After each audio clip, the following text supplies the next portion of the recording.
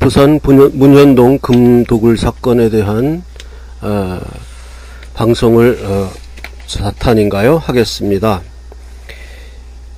제가 처음에 이제 방송한 것에 대해서 많은 분들이 정충재 김일성의 태평 TV 방송을 좀 다 보고 나서 이야기해라, 이렇게 비판하시는 분들이 있어서 제가 다는 못 보고 앞에 몇 부분을 좀 봤고요.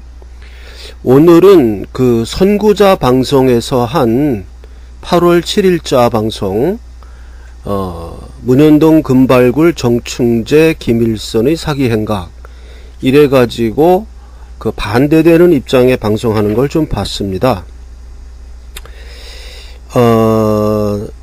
여기 지금 8월 7일자 선구자 방송 그 내용을 좀 잠깐 소개를 하면, 백준음 씨가 이제 몇 가지를 설명을 해서 궁금하신 분들은 직접 선구자 방송을 보시기 바라고, 여기에서 이제 하나 팩트가 나온 게 하나 말씀드리면, 나현철이란 사람이 1%의 지분을 가진 사람이라고 정충재 씨는 이렇게 이야기를 했는데, 거기서 320조가 나왔다면은 1%라면은 3조에 해당하는 돈인데, 그럼 나현철 씨가 3조 원을 가진 지금 거부일 텐데, 어떻게 후줄근한 요양센터에서 나이 이제 은퇴하고 그렇게 살고 있겠느냐, 그런 이야기를 좀 했습니다. 그 이야기는 상당히 일리가 있어요. 제가 이제 제 방송에서도 이야기했지만, 정충재 씨의 말에 의하면은 동생인 정관재와 또 동생, 둘째 넷째 동생이 1%의 지분을 받고 백준음에게 가담하였다. 동생은 신용불량자이다, 이렇게 이야기를 했는데, 제가 거기에 대해서 그럼 지금 동생들은 어떻게 살고 있느냐? 1%라 그러면은 엄청난 지분이고, 1%의 지분을 가진 사람들은 다 지금 벼락부자가 되었다. 김홍랑이라든지 이런 사람들, 그걸 이제 지적을 다 했는데, 여기 보면 이렇게 나현철이라든지, 이런 사람, 나현철이라는 사람도 선구자 방송에 잠깐 나왔어요, 보니까. 근데 굉장히 허름하고, 나이는 들고, 그렇게 벼락부자처럼 생기지는 않았더라고요. 제가 그러니까 애초에 처음에 우리가 짚고 넘어가야 될 문제, 동생, 정관재라는 동생은 형제 사이는 아무리 그래도 어떻게 사는지를 알 수 있거든요, 지금. 1%의 지분을 가진 사람은 그 사람은 벼락부자가 되어야 되는데, 거기에 대한 이야기가 없어요, 태평TV. 그래서 제가 그런 방송을 본 분들 있으면 댓글을 달아달라 이렇게 했는데, 그런 내용의 댓글은 없었습니다.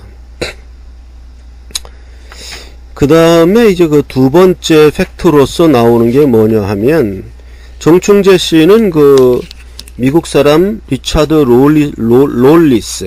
롤리스라는 사람과 계약을 맺은 바가 있다.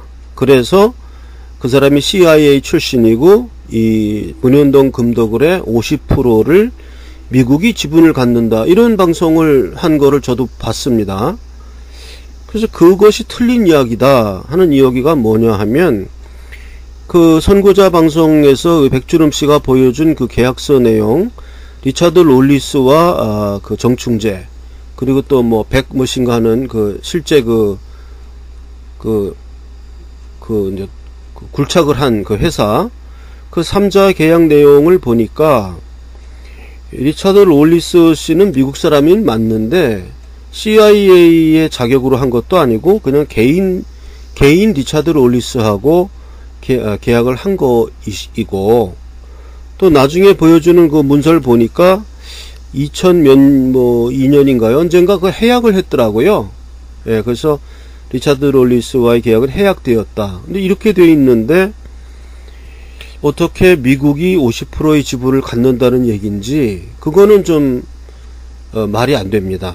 예, 리차드 롤리스가 뭐 미국 CIA 자격으로 계약한 것도 아니고 그냥 개인적으로 그냥 정충재 씨와 계약을 한 것이었고, 또 나중에 좀 하다가 그 계약은 해약돼 버렸거든요. 다 이제 철수하겠다 해서 해약된 그런 상태인데 어떻게 미국이 50%의 지분을 갖게 된다는 설명인지, 예, 이거는 좀 팩트가, 그래서 제가 이제 늘 말씀드리는 거지만 우리는 그 팩트 위주로 나가야 돼요. 뭘 이렇게 판단할 때 있어서 팩트 위주로. 그래서 제가 제 방송에서 그 정충재 씨의 그 44개월 복역했다는 그 사건, 그 고소 사건이, 나는 그래서 그게 정충재 씨에게 돈을 투자했던 사람들이 그 사람을 사기죄로 몰아서 그렇게 된 사건인가 했더니, 이 8월 7일자 선고자 방송의 내용에 보니까 그거는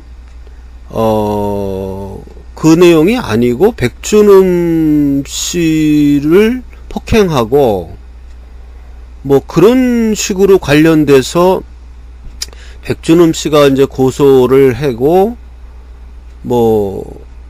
그런 내용으로 지금 방송이 됐어요. 방송이 됐고, 또 그것도 들어간 것 같아요. 그 박수홍 씨의 실패한 굴로 인해서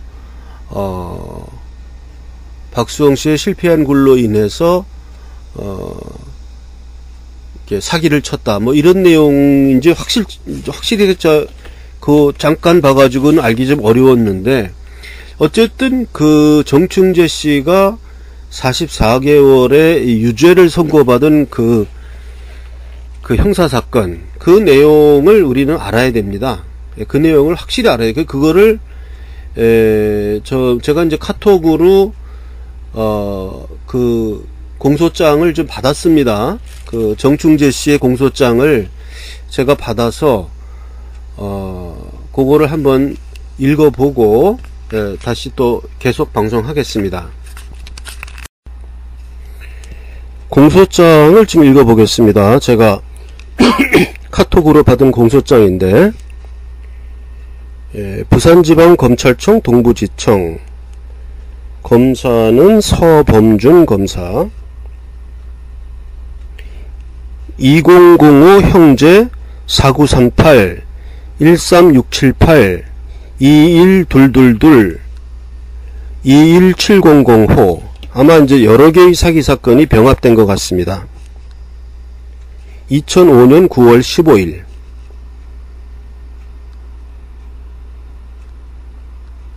피고인 성명 정춘재, 주민등록번호 4902226-1919414, 죄명 사기, 무고, 폭행, 세 가지 죄로 이제 공소 제기가 된 겁니다.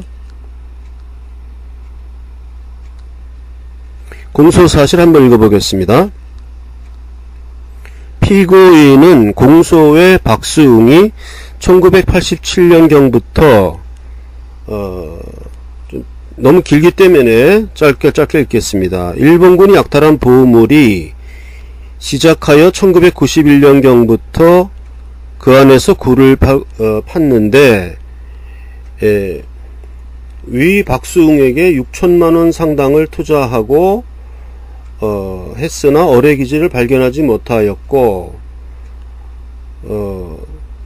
그렇게 해서 마치 그 안에 일본군이 약탈한 금괴가 있는 것처럼 하여 이를 발굴한다는 명목으로 타인의 자산을 편취하기로 마음먹고, 그 다음에 피해자 류동우 투자금 이렇게 하겠다. 그 다음에 또 발굴하는 사업이 2천만 원을 투자하면은 보구를 발견하여 이익금의 10%를 주겠다고 거짓말하고 이해석은 동인으로 같은 해 합계급 2,200만 원을 교부받은 것을 비롯하여 범죄 일람표 기재와 같이 그 무렵부터 총 27회 피해자 5명으로부터 합계급 2억 1,606만 원을 교부받아 편취하고, 이것이 이제 사기 사건이고, 그 다음에 피해자 백준음, 김성태, 조읍규, 최상훈 등으로 하여 그럼 형사처벌을 받게 할 목적으로 뭐 이런 식으로 이제 2005년 9월 8일 5시 30분경 부산 해운대구 재성동 소재 부산지검 동부지청 512홀에서 전원과 같은 사건에 대하여 피해자 백준음 등과 대질 조사를 받던 중 갑자기 주먹으로 옆자리에 있던 피해자의 얼굴 부분을 3회 때리고 발로 피해자의 몸통 부분을 차는 등 폭행한 것이다. 그래서 정충재 씨는 사기, 무고, 폭행 세 가지 범죄로 공소를 받았습니다. 제가 이 공소장을 카톡으로 받았습니다. 저는 일전에 말씀을 드렸지만 모든 이러한 그 재산 범죄의 판단은, 또 재산이 관련된 일의 판단은 돈의 흐름으로 판단하는 것이 가장 정확합니다. 그 제가 이 정충재 사건 지금 이제 두 양 진영으로 나뉘어요. 정충재 씨가 맞다고 편드는 그 편과 정충재와 김일성은 사기꾼이다라고 반박하는 편, 두 진영으로 나뉩니다. 그래서 저는 이제 그 처음부터 이제 제기했던 의문사항, 정충재 씨의 그 공소사실, 이 공소사실은 오늘 제가 이 간략하게 발췌독한 그 공소장 거기에 나옵니다. 사기, 무고, 폭행, 그렇게 해가지고 이제 박수흥이 판 그 굴이었고, 애초부터 거기는 금이 없다는 걸 알면서도 정충재는 그것을 이용하여 투자자들로부터 그 투자금을 편취하였다. 이게 사기죄의 그 공소장 내용이거든요. 그건 제가 추측했던 내용과 뭐 비슷한 내용이었습니다. 그래서 공소장으로 확인이 되었고, 그래서 두 번째로 이제 그 돈의 흐름, 지금 그 벼락부자가 되어 있어야 할 사람들, 정충재 씨의 말에 의하면 벼락부자가 되어 있어야 할 사람들, 동생인 정관재, 또 넷째 동생, 그 다음에 여기 나오는 그 나현철인가요? 그런 사람들, 뭐 이런 사람들의 행색을 보면 별로 그 벼락부자로 보이질 않고, 그 동생의 경우는 벼락부자가 됐는지 안 됐는지를 분명히 알 수 있거든요. 형의 입장에서는 그건 알 수가 있어요. 아무리 원수지간이 되었다 그래도 그건 알 수가 있는 겁니다. 그래서 그 정충재 씨가 얘기한 그 동생이 배신하고 뭐 백준음 편에 서가지고 뭐 이렇게 편을 드는 사진까지도 이렇게 보이고 그랬어요. 그리고 이제 그 선구자 방송에서 나오는 그 백준흠의 그 해명 내용들을 보니까 백준흠도 거기에 금이 있을지 모른다는 그 생각을 하고 와서 그 시추를 많이 했다고 합니다. 많이 시추를 많이 했는데 돈도 많이 들어갔는데 결국은 시추에 실패하고 금 발견을 못하고 뭐 그해 7월인가 뭐 철수를 했다고 합니다. 철수를 했다고 하고, 그래서 이제 그러한 내용들이 나와서 그 진실은 뭔지 잘 모르겠습니다만은, 저는 좀 제가 그 말씀드리고 싶은 것은 이 지금 선구자 방송이나 이 봉주루 방송을 보면 조회수가 별로 약해요. 예, 제가 본 것도 뭐 한 1900조회 정도 돼 있고, 반면에 태평TV에 정충재씨 나오는 거는 뭐 다 2만 조회, 5만 조회 이런 식으로 10만 조회 넘는 것도 있고 굉장히 조회수가 많습니다. 즉 뭐냐 하면 저보고 모든 방송을 다 보고 좀 판단해라 한 그 내용을 지금 시청자들에게 적용시킨다면 그 반대편 방송도 다 보고 정충재나 김일성을 믿든지 해라 이렇게 적용이 됩니다. 그러니까 지금 이 반대편을 드는 선구자 방송이나 봉주루 방송 이쪽에서 취재한 내용은 별로 사람들이 안 본 거예요. 그러니까 나보고 당신은 왜 정충재 그 얘기를 처음부터 그까지 다 안 보고 부분만 보고 왜 벌써 이렇게 판단하느냐 라고 얘기한 그 기준으로 얘기한다 그러면 지금 많은 분들이 이런 반대 방송은 별로 안 보고 정충재와 김일성의 태평TV 방송만 보고 판단한다는 겁니다. 그럼 다 보고, 그러니까 이런 식으로 되면 객관적인 판단을 할 수 없습니다. 그러니까 저보고 왜 일부만 보고 이렇게 판단하냐고 이렇게 질타했던 분들은 반드시 그 논리로 한다 그러면은 이 정충재와 김일성이 사기다라고 얘기하는 이 선구자 방송, 봉주루 방송에서 방송을 굉장히 많이 했어요, 보니까. 이것들을 다 봐야 됩니다. 다 보고 나서 그 다음에 저보고 그러한 질타를 해야 됩니다. 맞죠? 제 논리가 맞죠? 그래서 제가 애초에 이야기했던 거, 우리는 모든 이야기를 다 들은 다음에만 이야기할 수 있는 것은 아니다. 이야기를 듣다가 중간중간, 제가 지금 중간중간 끄집어내는 팩트가 있지 않습니까? 왜 동생 종관제에 대해서는 이야기가 없냐? 동생, 그 둘째 동생, 넷째 동생은 1%의 지분을 받았다고 하는데, 거기서 어마어마한 금이 나왔다 그러면 1%만 갖고서 지금 정충재 씨가 얘기하는 지적했던 많은 분들이 1%, 1.5% 이거 가지고 다 벼락부자가 됐다는 거예요. 그런 논리로 한다면 이 사람들도 다 벼락부자가 돼야 되는데, 뭐 나현철이라든가 뭐 정관재 이런 분들에 대해서는 뭐 나현철 씨 뭐 행색을 보니까 뭐 그냥 별별 일이 없어요. 그냥 뭐 무슨 후줄근한 노인 요양시설에서 지낸다고 합니다. 그래서 저는 뭐 가장 팩트는 돈이에요. 돈이 정말 그렇게 많은 돈이 나왔으면 이게 달라집니다. 그것을 도구로 한 사람들의 그 일생이 달라지기 때문에, 그럼에도 불구하고 달라지지 않았다 그러면 금이 안 나왔다 이런 결론으로 갈 수밖에 없어요. 그래서 모든 거는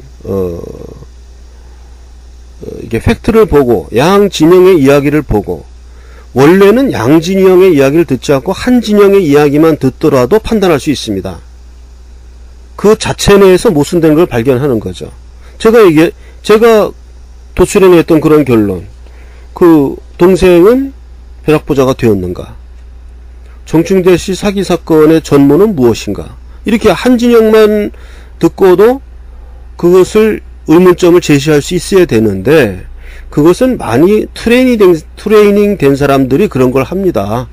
양쪽 이야기를 안 듣고도 한쪽의 이야기만 듣고도 그 자체 내에서 모순점이나 취약한 점을 발견해내는 건 트레이닝 된 사람들이고, 트레이닝이 안 된 사람들은 그렇게까지는 안 돼요. 그렇기 때문에 양쪽의 이야기를 들어야 되는데, 현실은 이 반대쪽은 조회수가 엄청나게 낮은 거 보니까 이쪽은 안 듣는다는 얘기예요, 사람들이. 그럼 결국 뭐냐? 대다수의 사람들이 판단하는 판단은 선동되었거나 졸속한 판단이다. 제가 언젠가 한번 맹종자라고 이야기를 해서 뭐 아주 맹종자라고 한 그것에 대해서 아주 심하게 그 문자 메시지로 온 분도 있었어요. 그러나 제가 지금 얘기하는 이 팩트, 왜 이 반대편의 방송은 지금 10분의 1도 안 돼요, 조회수가. 이 태극 태평 TV 방송에 10분의 1도 안 된 조회수가 나오는 거 보면 사람들은 한쪽의 이야기만 듣고 있다. 이게 지금 증명되는 거예요. 맞잖아요. 반대편에 대한 조회수는 별로 없고 한쪽만 조회수가 높다. 그러면 사람들이 균형 있게 어떠한 정보에 접근하는 것은 아니다. 이런 판단 내리는 거는 논리적인 거 아닙니까? 예. 그래서 저보고 다 알고 나서 이야기를 좀 해야 되지 않느냐고 비판했던 분들은 반드시 이 반대되는